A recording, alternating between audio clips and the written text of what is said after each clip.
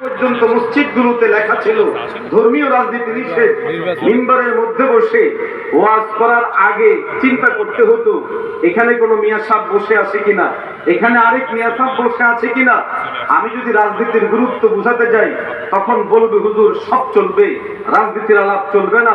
ও বন্ধুরা, পরিষ্কার ভাষায় বলি, আমার নবীর সুন্নাহ যেমন নামাজে আছে, আমার নবীর সুন্নাহ যেমন রোজা আছে, আমার নবীর সুন্নাহ যেমন হজে আছে, আমার নবীর সুন্নাহ কওলি ফি'লি মৌখিক এবং বাস্তবায়ন করে তিনি দেখিয়েছেন। একদিন না, দুদিন না, মদিনা নামক রাষ্ট্র পরিচালনা করে আমার নবী গোটা দুনিয়ার উম্মতের জন্য জিনিস বাস্তবায়ন করেছেন। ও উম্মতেরা, রাষ্ট্র পরিচালনা করা এটা আমার সুন্নাহ। আল্লাহ রাসূল 10 বছর পর্যন্ত এটা বাস্তবায়ন করেছেন। অতএব আগামীর বাংলাদেশ যদি ইসলামের বাংলাদেশ করা যায়, আপনি আমি যদি এই সুন্নাহ পালন করতে পারি, তাহলে এদেশের জমিনে আবার কালিমা খচিত পতাকা পথ করে উঠবে। কারা কারা দিয়ে ফেলে তো হাত তোলেন ইনশাআল্লাহ।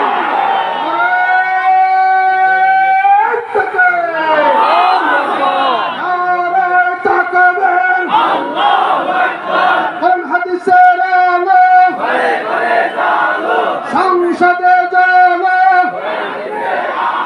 নেতা নীতি চাই,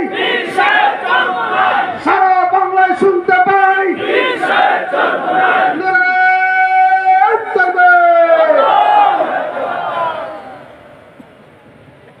মুহতারাম হাজিরিন, এই বিষয়গুলো আমাদেরকে মনস্তাত্ত্বিক ভাবে বোঝা জরুরি।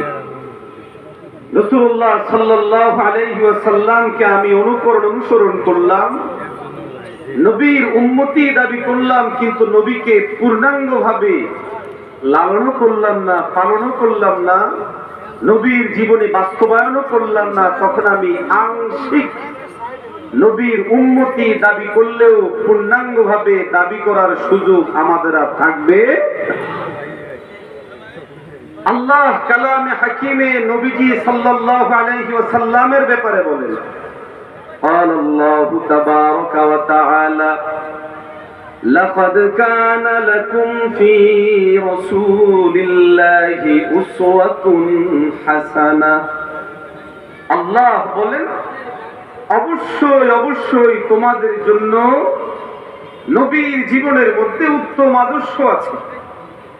আর নবীর জীবনের একটা অংশ, গুরুত্বপূর্ণ অংশ, জরুরি অংশ নামাজ। উম্মতে মুসলিমা নামাজ যদি পড়ে, এই নামাজ বিশুদ্ধ হওয়া, এই নামাজ পড়ে সওয়াব প্রাপ্তির জন্য অবশ্যই তার জরুরি আমার নবী যেভাবে নামাজ পড়েছেন সে ওইভাবেই পড়বে। নবীজি সাল্লাল্লাহু আলাইহি ওয়াসাল্লাম আমার উসওয়া।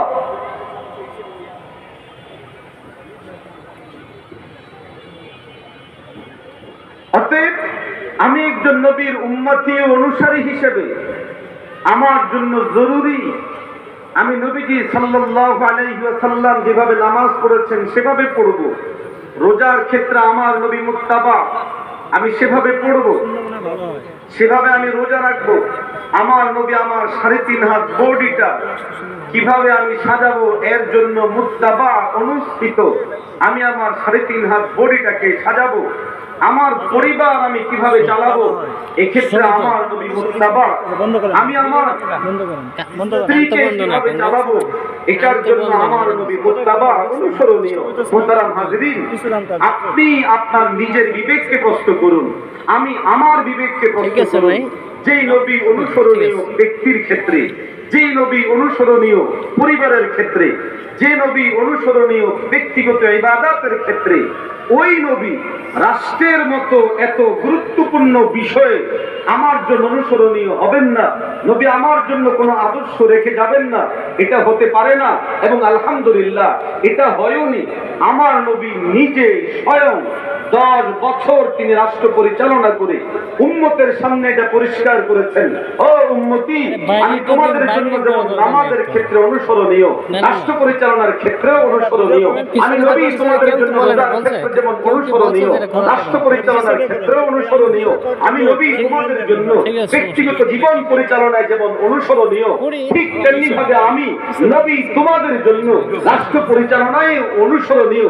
এই জন্য দেখেন না, নাস্তিকরা নাস্তিকরা, বেঈমানরা, সেকুলাররা কখনোই এটা সহ্য করে না। তারা জানে মুসলমানরা যদি বুঝে যায় তাহলে তারা রাষ্ট্র চালাবে ইসলামকে কেন্দ্র করে, ধর্মকে কেন্দ্র করে, নবীকে কেন্দ্র করে। এই জন্য 47-এর স্বাধীনতা চুরি করে নিয়ে এটাকে ভিন্নভাবে প্রবাহিত করেছে। 71-এর স্বাধীনতা চুরি করে নিয়ে ভিন্নভাবে প্রবাহিত করেছে। 2024-কেও ফরহাদ মজহারেরা চুরি করে ভিন্ন দিকে প্রবাহিত করার জন্য চেষ্টা করে যাচ্ছে। নবীর আদর্শের উপরে প্রশ্ন তুলে, ইসলামের আদর্শের উপরে প্রশ্ন তুলে, রাষ্ট্রের কোনো ধর্ম নাই এরকম কথা বলে লালনবাদ প্রতিষ্ঠা করার জন্য ফরহাদ মজহাররা স্বপ্ন দেখে। পরিষ্কার ভাষায় বলি, এটা দুঃস্বপ্নে পরিণত হবে। আমাদের ভাইদের রক্তের বিনিময়ে আসা এই 24-এর স্বাধীনতায় আগামী বাংলাদেশ হবে ইসলামের বাংলাদেশ চলবে না। ঠিক আছে?